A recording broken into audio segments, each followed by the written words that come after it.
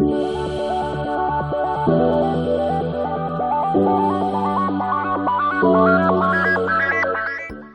welcome our very good friend, President Barack Obama and his delegation to the Philippines. Prior to engaging in comprehensive exchanges in this week's APEC Economic Leaders Meeting, President Obama and I took the opportunity to meet and continue our discussions on the enduring bilateral partnership between the Philippines and the United States. We reaffirmed our treaty alliance, the strategic partnership, and the historic friendship between our countries. I am confident that this firm foundation of broad cooperation and shared values will enable the Philippines and the United States to face the challenges of the present and those in the decades to come. Our defense and security alliance commenced more than 60 years ago to this day. It remains a cornerstone of peace and stability in the Asia-Pacific.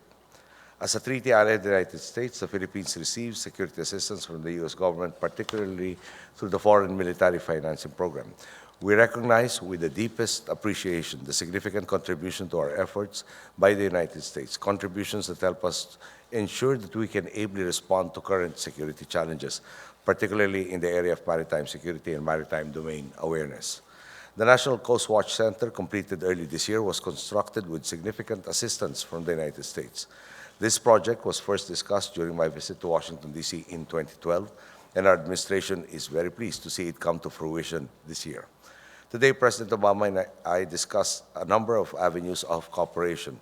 There is the Philippine Strategic Trade Management Act, which will enforce measures to prevent the proliferation of weapons of mass destruction from or within the Philippines in fulfillment of our international obligations. We look forward to its implementation upon the completion of domestic procedures. We also exchange views on cybersecurity threats and resolve to explore cooperation in this area, knowing full well that all countries have a stake in maintaining peace and order in cyberspace, so that principles of international law can be applied. This area of collaboration with the United States can impact positively on the capacity of the Philippine government to effectively and swiftly respond to cybersecurity threats and challenges. President Obama and I likewise had a discussion on maritime security, including on the maritime disputes in the region and how international law should remain the framework for behavior of all countries and for the peaceful resolution of disputes. I take this opportunity to reiterate the Philippines' view that the freedom of navigation and overflight in the South China Sea must be continuously upheld, consistent with international law.